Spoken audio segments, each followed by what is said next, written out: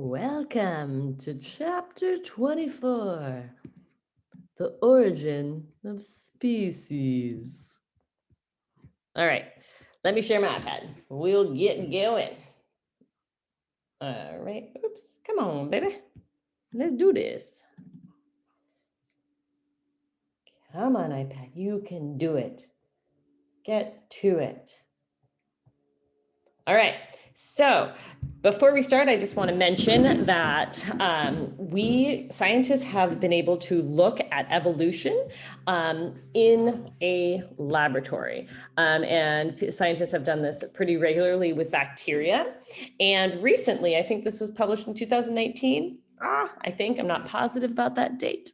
And they were able to show that they watched the evolution of a single-celled algae evolve into a multicellular organism. All right. And this occurred in over 50 weeks. And the only thing they did was they added the introduction of a predator to the environment. All right. So all of a sudden, random mutations that made the organism better adapted to their environment allowed those organisms to kind of be selected because of those traits and through a process of natural selection to eventually evolve into a multicellular organism. So that's freaking cool. All right. All right. And so now we're going to talk about chapter 24, the origin of species. Mr. Anderson and Khan Academy has great information on speciation, which is really what we're going to be talking about today. And I just want to remind you that natural selection acts on individuals. Again, this is based on random mutations that cause specific adaptations. So random mutations in the DNA that can lead to better adaptations, which then can be selected upon. But only populations evolve.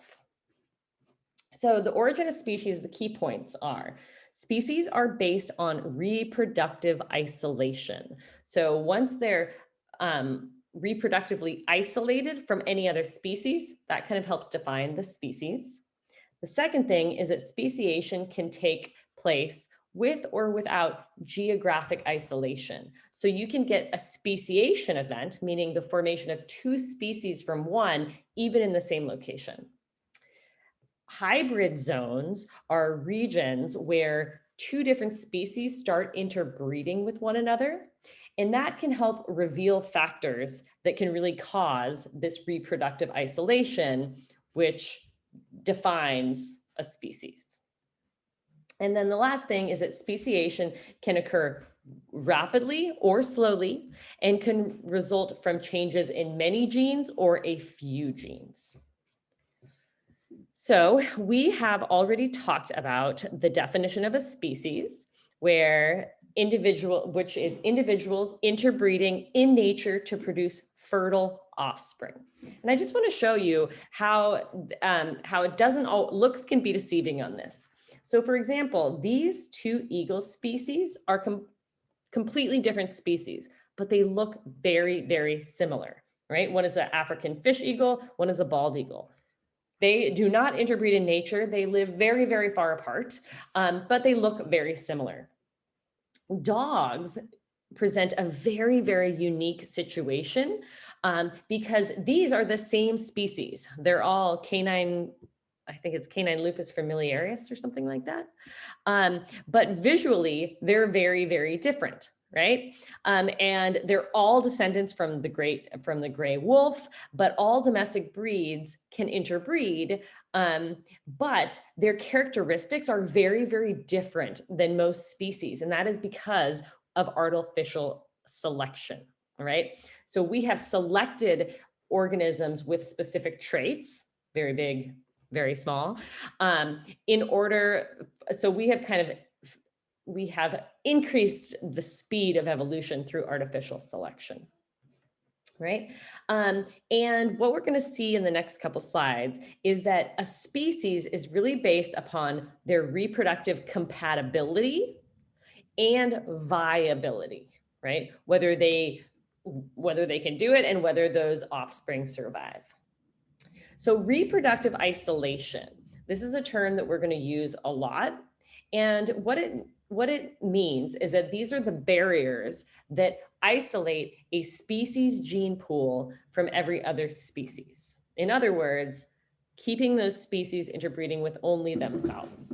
All right, so there's two different kinds, like pre-zygotic barriers, and we have post-zygotic barriers. Remember, a zygote is a fertilized egg. So the pre-zygotic barriers, I just want to give you some examples.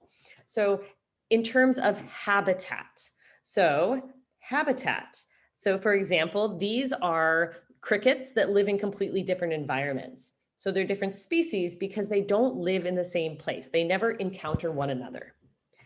2, temporal. So the example here are these are two frogs, but they mate at completely different times of year. So timing is different in the reproductive cycle. So they're not considered the same species.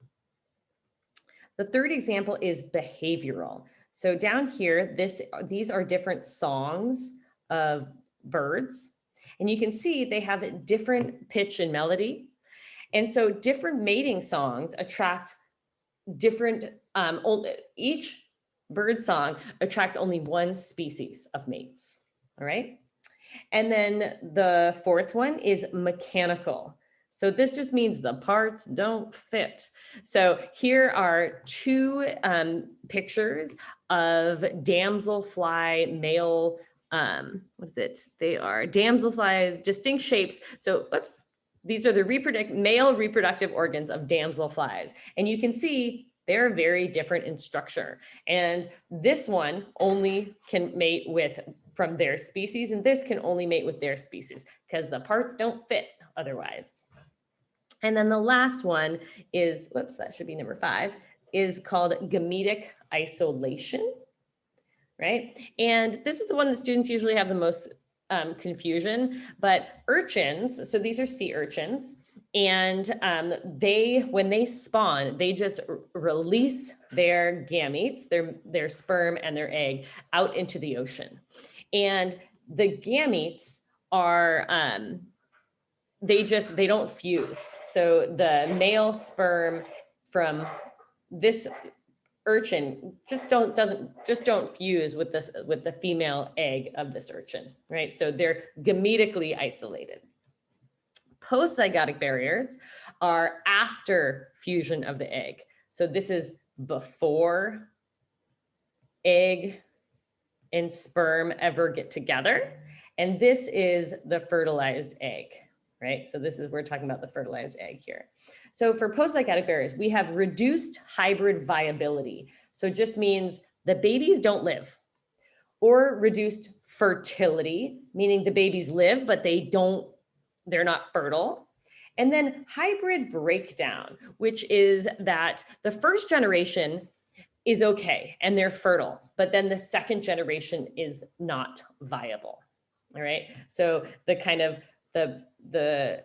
it gets broken down as you go through.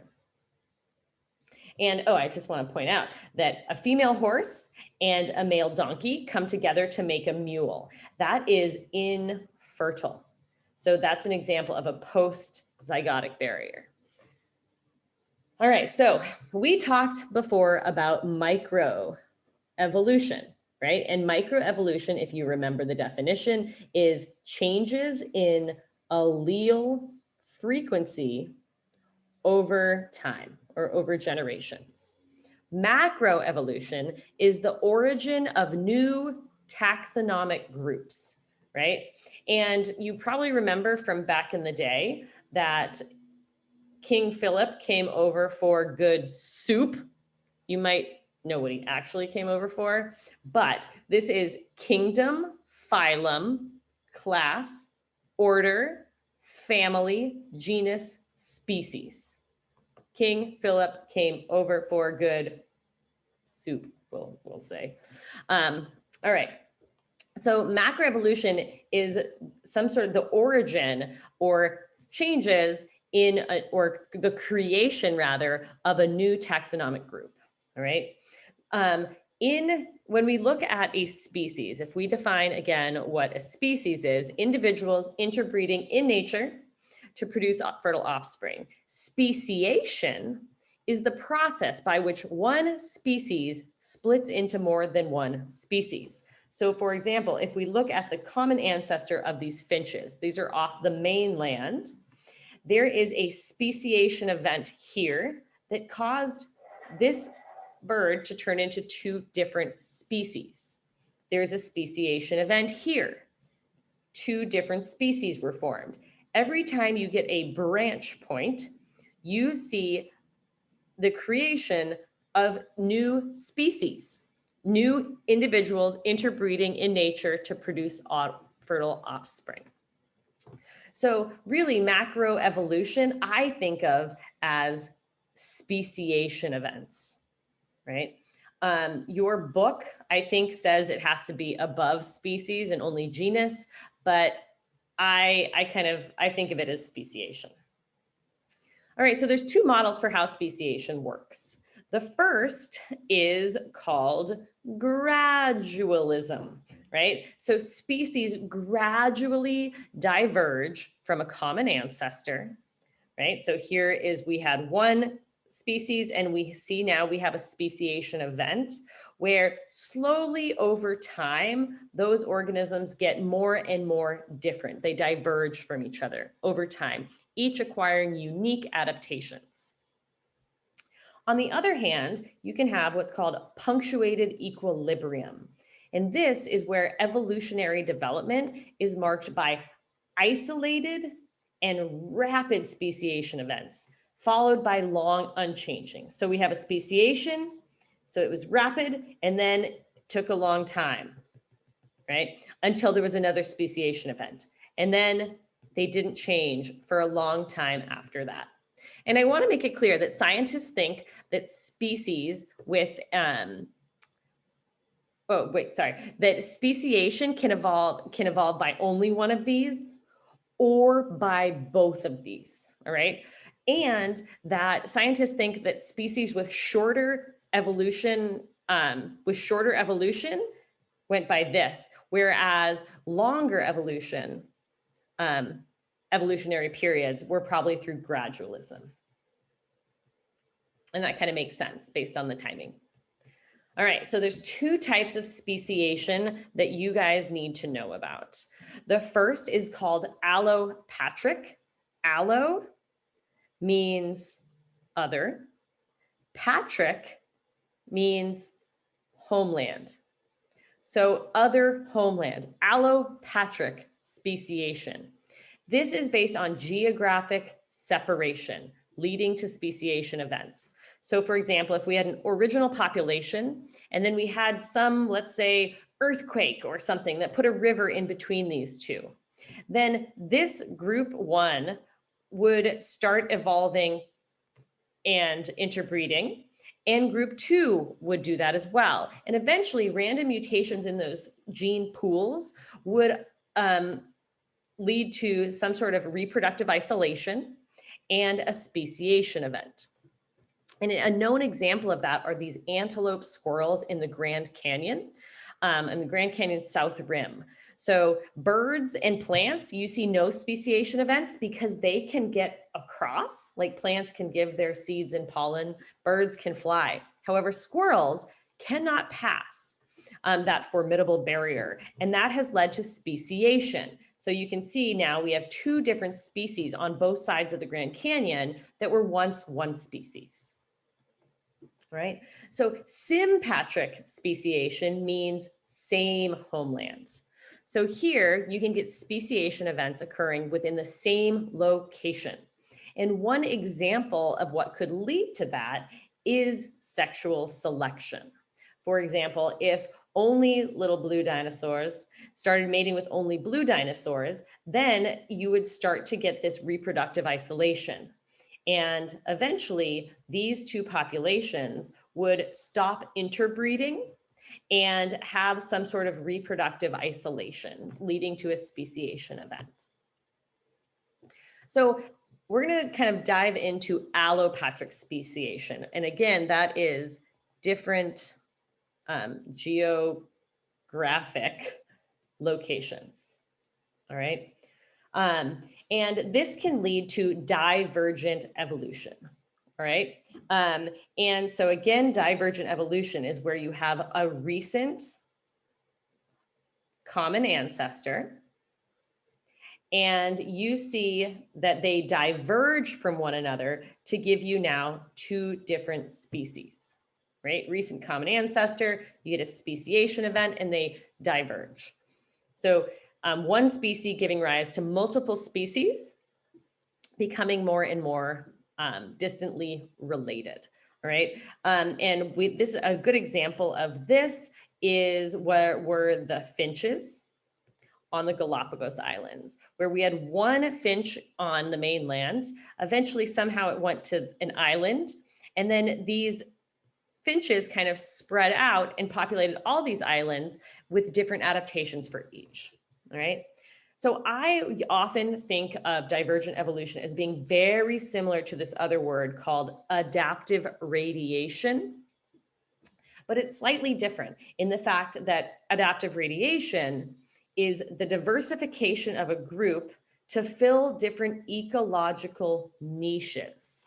All right. And so when I mean an ecological niche, I mean an environment that is well suited for that organism. So divergent evolution is very simple, going from one organism diverging to two. Adaptive radiation really plays on the idea that adaptations create this diversity. All right. Very similar, however. And I always remember this as in the Galapagos Islands, it really, these finches radiated out based on their adaptations and to create many different species based on different food sources. So just a reminder, divergent evolution versus convergent evolution. Divergent evolution shares a common ancestor, a pretty recent common ancestor. So one species giving rise to many. So here, divergent evolution, we saw one organism leading to two. Convergent evolution are species that do not have a very close common ancestor, yet they are similar characteristics. So for example, sharks and dolphins both swim, they both have streamlined bodies. However, they're pretty distantly related. Right? So divergent evolution leads to, do we remember?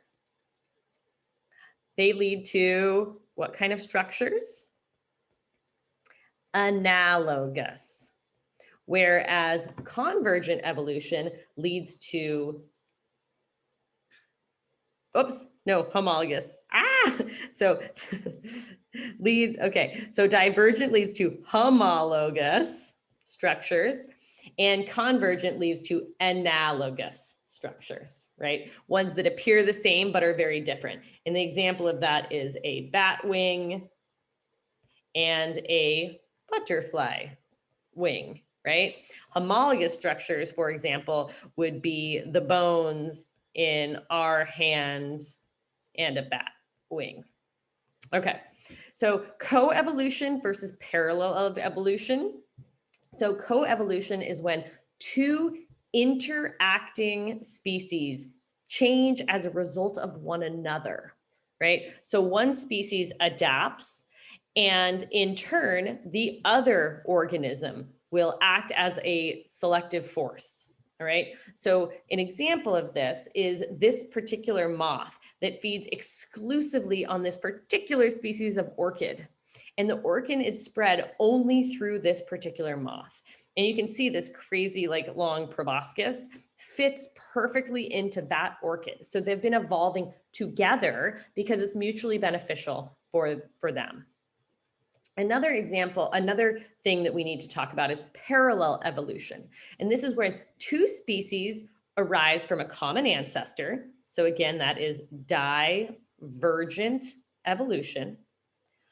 But then due to similar pressures, they evolve in a similar way. So yes, we had a speciation event, but after that speciation event, there was very little change. So this is a little bit like that punctuated equilibrium. But here we're getting two organisms evolving with similar environmental pressures, so they evolved similarly. For example, the woolly mammoth and the modern day elephant were very similar to that. So whenever we talk about speciation events, I think it's important for you guys to realize that extinctions happen as well, all right? So if we look at extinctions over time, there have been 5 major mass extinction events based on fossil data. All right, so if we zoom in on here, we can look, these are total extinction rates, meaning how many families per million years. And again, these are huge geological time scales, but we can see 1, 2, 3, 4, 5 mass extinction events. And I want to point out, we're not really on the time scale now, but we are currently in one of these mass extinction events, people think. If we look now at diversity of life, so we're looking at the number of families of organisms. And what you see, which is pretty cool, is that after each extinction event, we see the population go down, but then we see number of families go up again. So there's a dip and then it goes up, a dip and then it goes up, dip, dip, and then raise. So mass extinction events lead to increased diversity of life after those events. And what is really sad, as I mentioned, is that scientists think we are in a mass extinction at the early stages of a mass extinction now. And again, these mass extinctions are over millions of years. So it's very hard for us in our brains to think about that because it's such big scales. But I want to point out that recently, in the last 5 years or so, we have seen more organisms becoming extinct. And in fact, the first mammalian species recognized extinct due to specifically climate change. So climate change is going to be a big environmental pressure and kind of testing the limits of organisms on this planet. Can they adapt fast enough for, can they act fast enough? Can they adapt fast enough in order to survive climate change? All right, so this information seems pretty basic, but I really recommend doing the practice questions because they usually have a big setup and then a question that you have to use looking at data, all right? So definitely check out these practice questions just so you have a better sense of what kind of questions I could ask on a test. All right, chip, chip, cheerio, peace.